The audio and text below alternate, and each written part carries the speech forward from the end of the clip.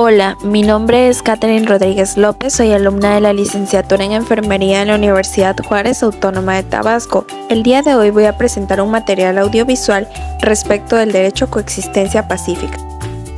La coexistencia pacífica se encuentra dentro de los llamados derechos colectivos. Los derechos colectivos implican la protección del individuo, pero no aisladamente, sino como miembro de una colectividad, es decir, miembro de una comunidad, de una nación o de la humanidad entera. Estos derechos también deben ser conocidos como derechos de tercera generación y surgieron a partir del siglo XX, después de la Primera y Segunda Guerra Mundial. Estos derechos no han sido objeto de declaraciones internacionales, pero están presentes en la conciencia social con el mismo vigor que las generaciones de derechos anteriores. Coexistencia pacífica fue un término de política internacional acuñado por el dirigente soviético Nikita Khrushchev para hacer referencia a las relaciones que habrían de mantener en el futuro la Unión Soviética y Estados Unidos dentro de la también denominada Guerra Fría. Después del término de la Segunda Guerra Mundial con la victoria de Estados Unidos y la Unión Soviética en 1945, apenas un año después, en 1946, inicia la Guerra Fría, que fue un conflicto ideológico que duró 45 años. La Guerra Fría fue en pocas palabras la tercera relación entre dos superpotencias. Estados Unidos, que pertenecía al bando capitalista, contra la URSS, que representaba el bando comunista. Durante este periodo, ninguna de las dos superpotencias tomó acciones destructivas o en armamento, así que esta guerra se desarrolló por medio de enfrentamientos en los campos político, social, económico e ideológico. Estados Unidos y la URSS eran las dos superpotencias nucleares del siglo XX, así que entrar en guerra significaba una catástrofe.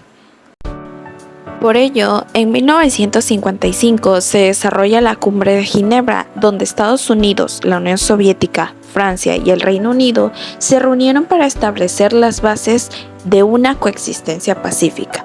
El líder soviético Nikita lanza una nueva política exterior que se va a denominar coexistencia pacífica.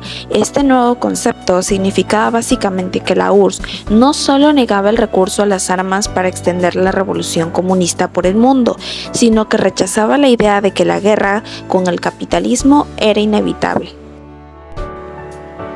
Como tal, la coexistencia pacífica presupone la renuncia a la guerra como medio de resolver las disputas internacionales. Es también el reconocimiento de que los conflictos entre los estados pueden resolverse a través de negociaciones pacíficas y no por la violencia.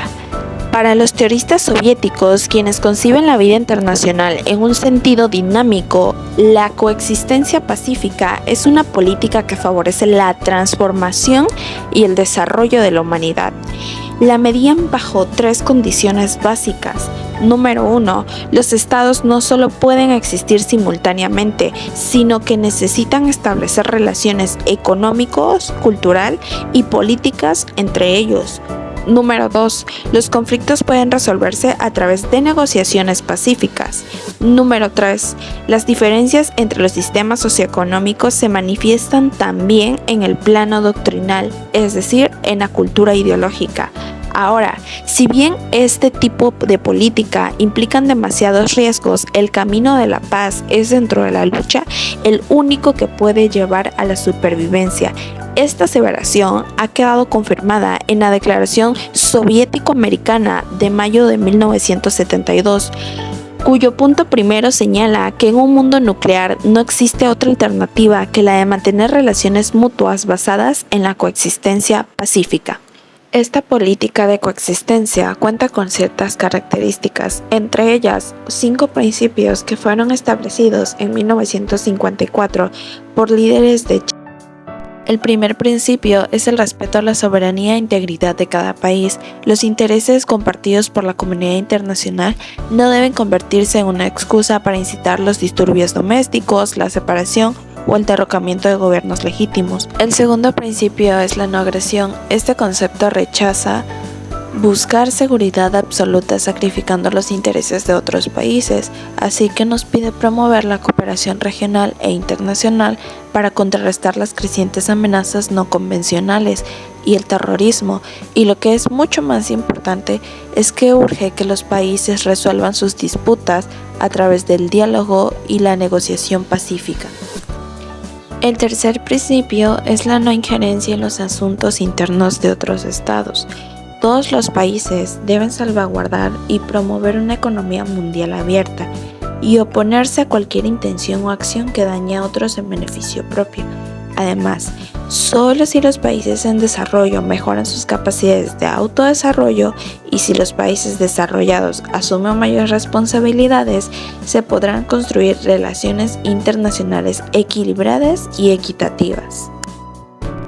Como cuarto principio tenemos la igualdad en las relaciones. La cooperación en beneficio mutuo se lleva a cabo no solo en el campo económico, también en el de la política, la seguridad y la cultura.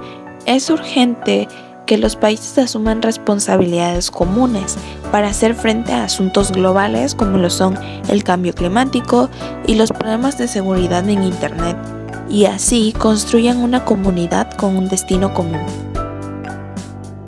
El quinto y último principio es el beneficio mutuo. Resulta que las faltas de respeto y tolerancia entre las diferentes civilizaciones es uno de los orígenes del conflicto. Solo admitiendo la diversidad de las civilizaciones, comunicándonos unos con otros sobre la base de la igualdad, acomodando y aprendiendo los unos de los otros, podrá el mundo conseguir la paz a largo plazo. En consecuencia de no cumplir con este principio, tenemos ejemplos de las guerras que se han extendido desde Afganistán hasta Irak y desde Libia hasta Siria, causando grandes pérdidas en todos los ámbitos. Ahora bien, la coexistencia pacífica incluye la cooperación entre los estados con diferentes regímenes socioeconómicos. Sin cooperación es prácticamente imposible la coexistencia. Ahora, el organismo involucrado para mediar este derecho es la Organización de las Naciones Unidas, dado que su objetivo es mantener la paz y la seguridad internacional, centralizar y armonizar los esfuerzos de las naciones para alcanzar sus intereses comunes y fomentar las relaciones pacíficas entre los estados. Como toda organización internacional, tiene la base jurídica de su actividad en su propia carta. Precisamente en la Carta de la Organización Internacional se establecen los principios jurídicos fundamentales de su actividad, los que por lo regular se conocen como la naturaleza jurídica de dicha organización. El análisis general de la Carta de la Organización lleva a la conclusión de que las principales exigencias de la coexistencia pacífica lograron ser expresadas en ellas, en general, de acuerdo con el grado de desarrollo de las relaciones internacionales. La Carta se firmó el 26 de junio de 1945 en San Francisco. Al terminar la Conferencia de las Naciones Unidas sobre Organización Internacional y entró en vigor el 24 de octubre del mismo año. El Estatuto de la Corte Internacional de Justicia es parte integrante de la Carta. La Carta de las Naciones Unidas está conformada por 111 artículos y está dividida en 19 capítulos. Dentro de los capítulos más relevantes se encuentran el primero, el sexto y el séptimo relacionados con el término coexistencia pacífica. Durante el artículo 1, el capítulo 1, se mencionan los propósitos y principios.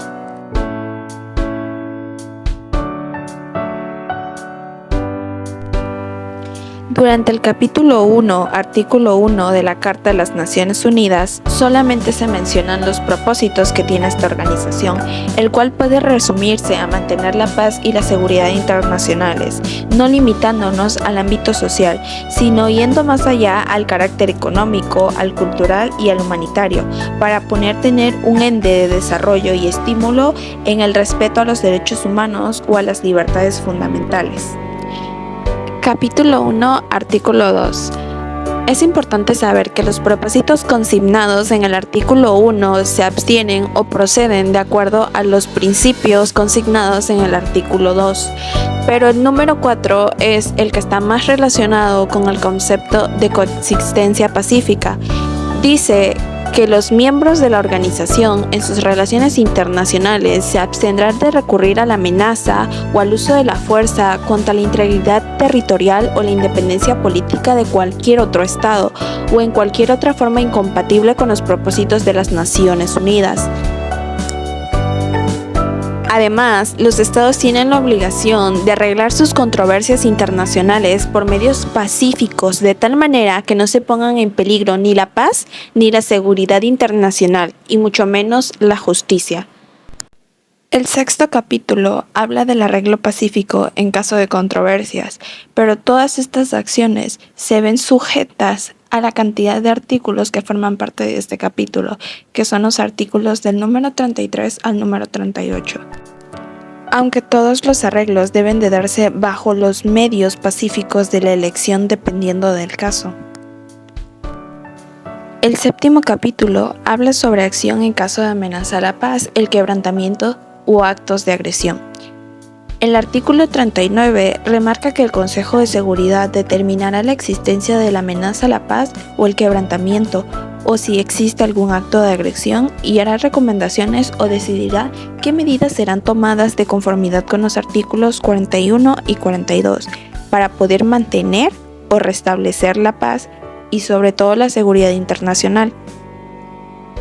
El artículo 40, sin embargo, dice que a fin de que la situación no se agrave, el Consejo de Seguridad, antes de hacer las recomendaciones o decidir las medidas de que trata el artículo 39, puede instar a las partes interesadas a que cumplan con las medidas provisionales, que juzguen necesarias o aconsejables, pero dichas medidas no deben perjudicar los derechos, las reclamaciones o la posición de las partes interesadas. El Consejo de Seguridad también deberá tomar nota del incumplimiento de dichas medidas en caso de que no se lleven a cabo.